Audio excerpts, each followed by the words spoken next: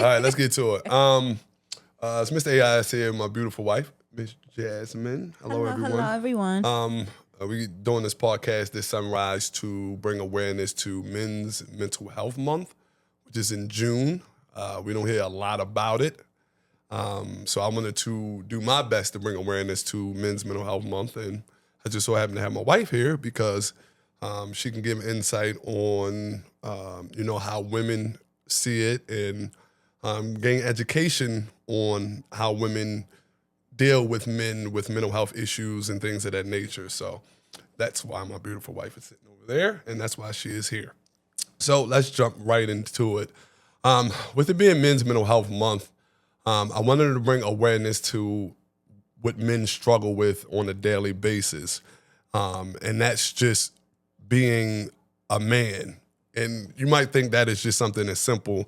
It's really not, because with being a man in this society, you are held to a certain upper echelon, shall I say, to be a certain way. You have to be the protector. You have to be the provider. You have to be the thinker. You have to be the leader. You have to be the one doing everything. And you consolidate all that into a man's day or one sunrise, and you can see how that could throw him off track. And a lot of men don't even want to talk about it. You got so many men that's smiling at work and saying, hey, and people ask them how they doing and everything, and they're smiling like nothing's wrong, but the whole time inside, they're literally dying. And it's like nobody sees this, because as a man, you're not supposed to show weakness. You're not supposed to cry. You're not supposed to say, I don't feel okay. You're not supposed to get sick. You're supposed to tough it up. Supposed to just Toxic masculinity. That's exactly. We have to cut it out. We have to stop giving the green flag for that behavior. Men are allowed to cry. They're allowed to be soft. They're allowed to be sensitive. There's nothing wrong with that. They're human. And we have to acknowledge you guys as such. And I think that is the biggest disconnect when it comes with men in relationships, because I feel like a lot of times men are married, in relationships, and they have these issues, but they're not addressed. A lot of women don't address those issues. Sometimes they don't even care to address those issues, because in their eyes, as long as he's doing what he's supposed to be doing. Like, you're a man, suck it up. Exactly. As long as you doing what you're supposed to be doing, that's all I'm concerned about. And that's why it's a very high rate of men who are married that commit suicide, because they're dying inside, and then they come home and they don't have peace within their home. That's one thing I can say that we have peace within the home. But that was something that you were willing to recognize and work with. You didn't see it as a down point for me when I was having issues or going through something. You saw it as a time to say, okay, let me figure out my husband. Let me figure out what's going on with him. Yes. And as time progressed, we began to bounce off each other. So now we know each other. We know trigger points and things like that. I can look at you and say, yeah, let me get away. You know what I mean? Or you can see me in my moment and say, I'm going to give him a moment. Oh, for sure. And then come back later and say, okay, let me ask some questions or try to find out how do we get back to where we were, and recognize who I am as an individual. And that's the biggest thing too, that a lot of men don't have.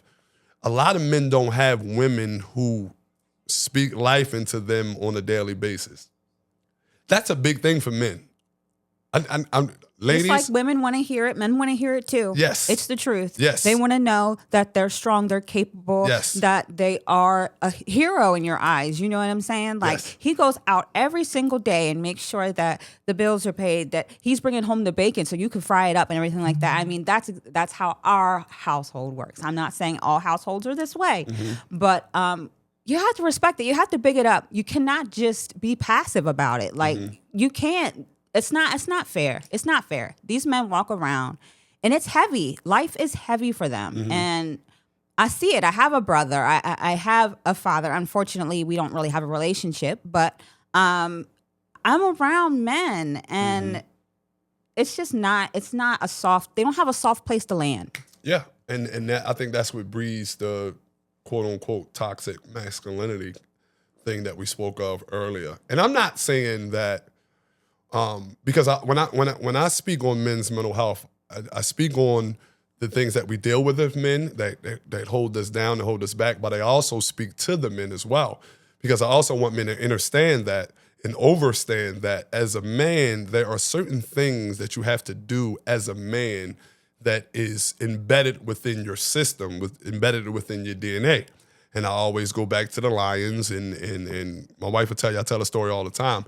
If you look at the lion Pride, that lion, who they call the king of the jungle, he is the one walking around the perimeter. He's the one watching. He's the one making sure that everything is in order around his pride.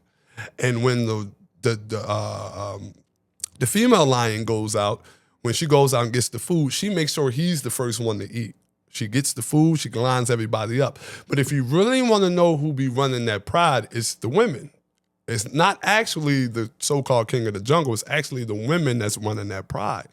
So as the man, your DNA is built to already provide and protect.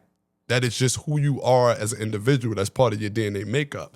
So I never understand why men get so frustrated with that dynamic of being a provider and a protector when that's literally your DNA makeup. And I think we need to get away from seeing women in this aura of she just a gold digger, she just want me for my money, da da da. Women DNA makeup is to look for someone that is structured and stable. That is literally part of the social the nature, shall I say, that is literally part of nature. If you look at nature and you look at every female animal, insect, they look for the strongest male. That's why you see the male and the birds doing the dances and some of them fluttering up their feathers and stuff like that because they want to get chose. What did I tell you I needed when we very first met? Stability. Yeah.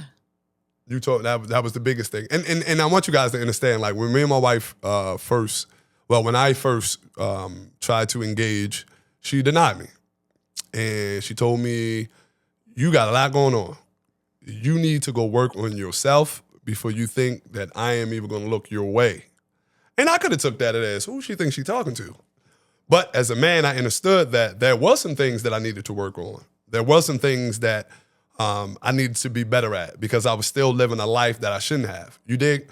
So when I saw the woman that I knew was for me, and that's the woman that I wanted because I knew her dynamic and what she had already was doing and her goals and assets and things of that nature, and I looked at her, I said, that's the woman for me. So I recognized within that moment that if she's telling me that I need to get myself together and this is the woman that I look at and say, that's the one for me, why not better myself? Because it wasn't like she said no, she just said not right now. So as I progressed, she saw it, and 2 years now? Oh, married 2 years. We've been together 4. 4 years. Married for 2. Yeah. Going strong. Mm-hmm. So I say all that to say is, as a man, to get back to my story, there are certain things that men have to do. And one of those things is we have to get better at protecting our women. And protecting is just not by if somebody says something to her, you want to fight them. And no, protecting is just not about violence. Protecting is mental, emotional, and physical. And you have to protect the mental first. And by protecting the mental, that means putting her in a space where she feels safe. And it's not hard. It's not hard. It is literally not hard if you're focused on your woman. See, it becomes hard when you begin to focus outside. But if you're focusing inside, it's not really that hard because inside you get time to learn your partner and your individual. And that helps with mental health because you guys begin to, bounce ideas off of each other and figure out ways to handle situations within the home, figure out ways to handle situations with the kids and stuff like that. That's one of our things within the house. We always figure out how to handle it together. What you think we should do? Well, I think we should. Well, I think we should. And that works for us. So, you know what I mean? I think within that aspect of mental health, when it comes to being in a relationship, I think that if we get better as men within the home, that it'll be a lot easier for us to come home. I was going to say, let's put the men back in the home first. Yes. Right. Yes. And that's how, but how do we do that? And that's by first working on what's going on here. understanding that it's okay to say, I'm not feeling good today. Something is going on with me mentally and emotionally, and I'm not feeling good today. We also get the men back in the home with being able to cry. You know what I mean? And having the woman within the home not look down on us because we're shedding a tear. We also get men back in the home by understanding the things that the man is going through. You know what I mean? And for the man being able to be open about it. Because a lot of men don't want to be open about it. They're going through things, but they don't want to tell nobody about it. It's okay. It's okay to reach out to a friend. It's okay to reach out to a therapist and say, listen, I'm dealing with some things that is not cool. Yes. And ladies, don't retreat from your man. When he's at his lowest point, that's when he needs you the most. And I had to learn that the hard way. So be there for your partner, even when it's raining and it's cloudy. Stay present. Stay intentional. When your spouse, your man, is having a hard time, don't retreat. A lot of times, women, we will run from our partners when they're going through it, and that's when they need us the most. Indeed, like I said, now that's the big thing of getting men back in the home is being able to have a safe space in the home. Because just like men, we have to provide safe space for our women. Our women also have to provide safe space for us as well. And that's being able to open up to our women and give, how we feel and not having it used against us. Not being called weak because we may have an emotion or we may shed a tear or something like that. And that's the biggest thing, especially within the Black community. Black men are looked at as weak if we cry. You know what I mean? And I'm not saying that doesn't happen in other communities. I'm just saying within the Black community, what I know is that happens a lot. Yes. Because we're held to this standard, and our women hold us to this standard that has to be, you have to be this way. You can't lack. You can't be less than. And that takes a hold on any man. That takes a hold because it's not a sunrise that don't go by, that when I open my eyes, that I don't think about how I can aggrandize our bank accounts and how I can elevate our habitat. That is something daily for me. You know what I mean? So add everything that goes into that same sunrise. Kids might get waking up on something new today, or a bunch of calls from different individuals, or work might be different. I think about it all the time. You know what I mean? There's times we woke up, the kitchen was flooded. Exactly. And, food might be low. Money Exactly. might be low. You know what I mean? Moves Exactly. have to be made. Exactly. And every time a move has to be made, this man is making the move. So so you put all that within the sunrise, and then having to figure out the plan in a conclusion. That's a lot on a man. And I respect the essence of a woman and what a woman brings within a relationship. Because in my eyes, women lead. Women are head. Women produce life itself. That is the biggest essence of head, because we can't give life. And you guys give life not in just the essence of physical, but the essence of emotional, the essence of mental, the essence of love, the essence that's giving life. You guys give life in so many different aspects, just not the physical, but within the emotional and the mental. So I respect the essence of what a woman adds. you say to we any set, man. we set the tone of the home. Exactly. Thank the you. woman sets the Thank you. tone of the home. So within that, we dictate whether Papa's happy, whether Papa's sad. there you go. Whether Papa's hungry, whether he's Exactly, fed. exactly. So yes, Exactly. And in saying that, thank you, baby, because that's what I was trying to say. I couldn't get it out. But in saying that, though, I say all that to say, with them controlling the essence of the home and the tone of the home, this is how when men come home, this is what men come home and say, I want you to be my peace. Because men are simple. You feed us, talk dirty to us from time to time, show a little leg, and let us watch the game. You know what I'm saying? And we normally, we peaceful individuals. And a lot of women like to, and I'm not going to say a lot. I'm going to say some women. I'm not going to say all women. I'm going to say some women take away from that. They take away from that little bit of peace that he gets. Okay, he might be on the game, but if he's working and everything is taken care of and the kids are okay and he's playing the game, let him play that Let him play that goddamn game. you know what I mean? Let him have it. Like especially in the biggest thing I always tell him, if he's home, and all he's doing is playing the game, and he's home. You can lay eyes on him, and you know he's safe. Let him have that 15 minutes, because that 15 minutes could be saving his life. That's real. You know what I mean? That's If he has a man cave that he goes to and he disappears, and I wanted to spend time, let him have that. That 15 minutes could save his life, because you never know what a man is dealing with.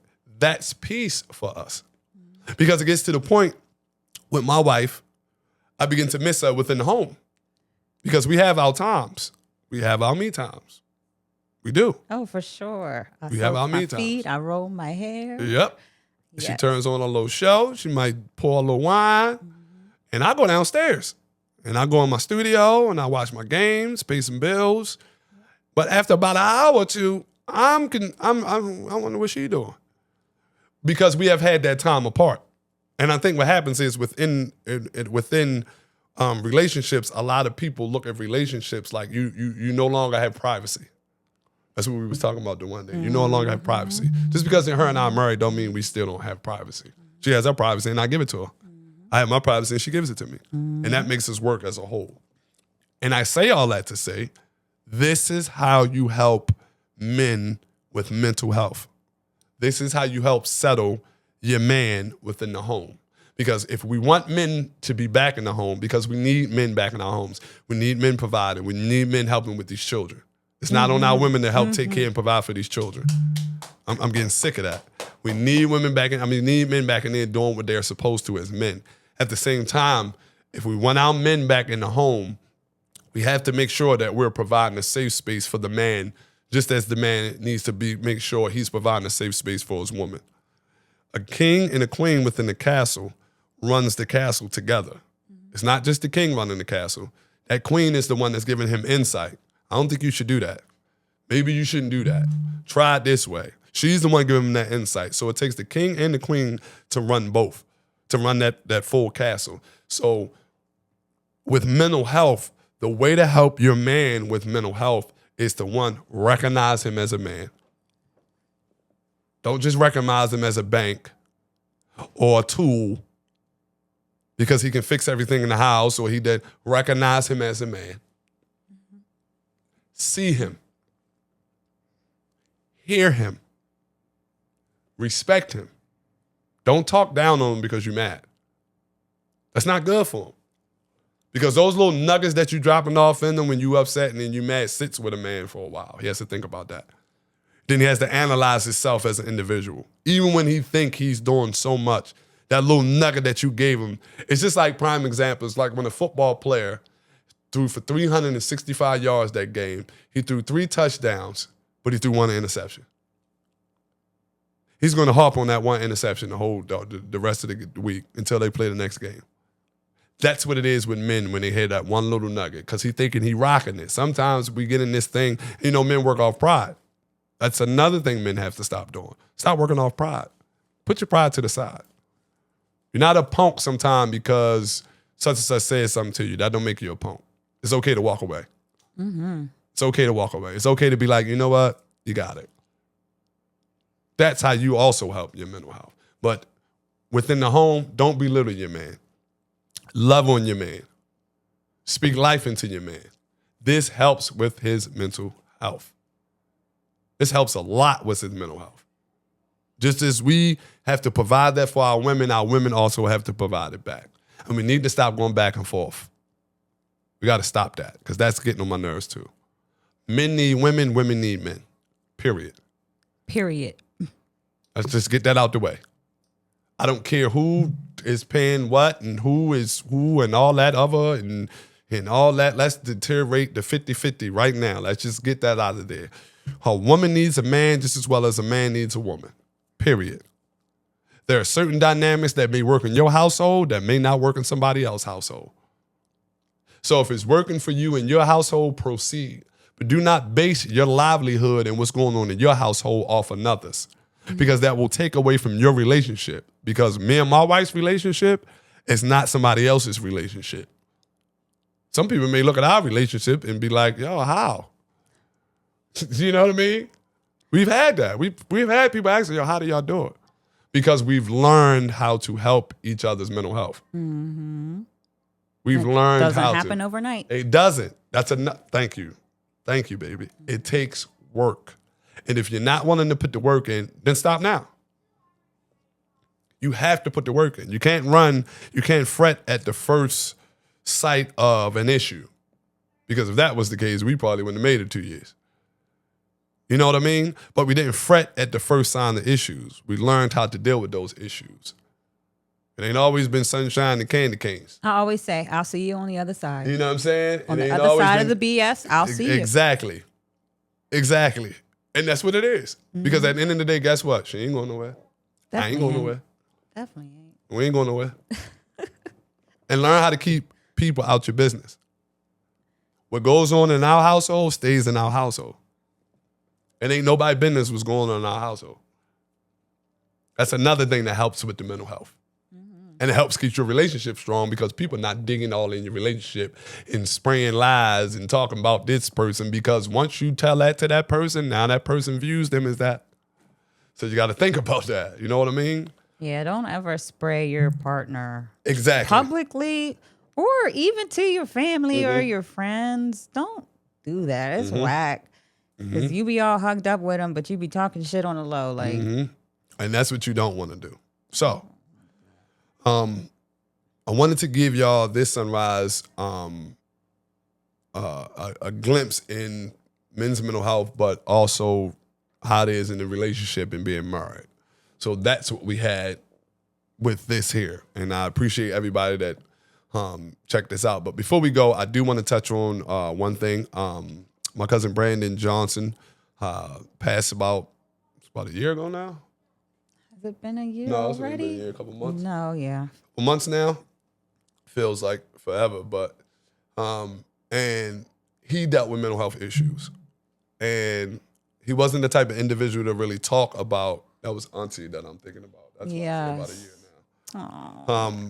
But he was an individual who dealt with mental health issues, and because of it, he lost his life. And before I leave, I just want to let everybody know, man, like there are resources that you can contact if you're having a crisis. There are people that you can talk to that will listen to you. There's a guy named John Groot in Hanover, PA, who runs a men's group. He does like a retreat kind of thing, him and a few other guys, and they do like a retreat kind of thing. I think that if that is something that you would be interested in, I really think you guys should get out there and check out Tom Groot. You can check him online. His name is John Groot, JOHN GROTE. So check him out online, because I think that's something that men can take advantage of and be better at learning themselves, being better fathers, being better sons, brothers, and husbands. Because we gotta get husbands to be better husbands. And we have to have these men being better men. I'm tired of our men not being able to express themselves and going through situations because they can't express themselves. And John and his people give them that opportunity to see themselves and do what they need to do. Can you give the people insight before it gets to crisis, what to look for? Yes. We took, Lawrence and I, we do a podcast called Two Cool Dudes. Him and I took a crisis. It was like a little class. I forgot the exact name of it. It was like a PR. Gosh, man, he's gonna kick me in my butt for not knowing that. But anyways, it was pertaining to how to find out the signs of people who, thinking about committing suicide and stuff like that. If you see an individual who keeps saying, "Y'all, I want to kill myself," pay attention. You get an individual who you see is the light in one moment, but down the next moment, pay attention. You get an individual that's just trying so hard to show everybody that they're happy, pay attention. Check on your teenagers and your kids who on social media and stuff like that, because a lot of that social media influences things of that nature. But a lot of the signs are depression, not coming around like they used to, not upbeat like they used to be, keep making little statements like, man, if I wasn't here, things would probably be a lot better, or if something was to happen to me, nobody would care. Those are telltale signs that there's something going on with that individual, and you need to take a look at it. QRC is what it was. It was either QVC or QRC. But I think the hotline is 988. Is for the crisis line. I think it's like 988. But again, don't quote me on that, but definitely look it up if you can. But those are the signs that you have to look for if somebody is thinking about committing suicide. So just pay attention to the people that you're around and pay attention. And it's okay to say, hey, how you doing today? Mm-hmm. Ask somebody how they're doing today. You might save a life. So it's okay not to be okay. Yep. Your mental health matters. Mental health is health. Peace. Peace out.